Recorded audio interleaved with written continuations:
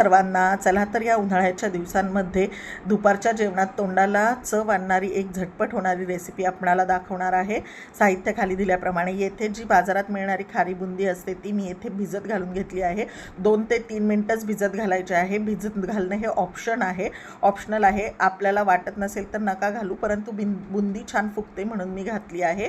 त्यानंतर 1 वाटी दही घेऊन त्यामध्ये 1 चमचा पिठी साखर ही आवडीनुसार घालायची आहे।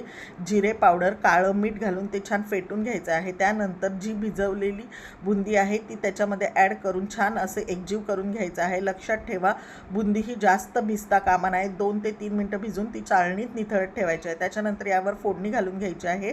फोडणीसाठी तेल, त्याच्यामध्ये फक्त लाल तिखट, हिंग आणि 1 लाल मिरची स्लिट करून घालायची आहे। त्याच्यानंतर कोथिंबीर घालून छान असं सर्व करायचं आहे। लक्षात ठेवा, जास्त वेळ बुंदी भिजत घालू नका, नाहीतर ते सॉगी होईल। ही बुंदीचा रायता आपण कशाबरोबरही खाऊ शकतो। नक्की ट्राय करा।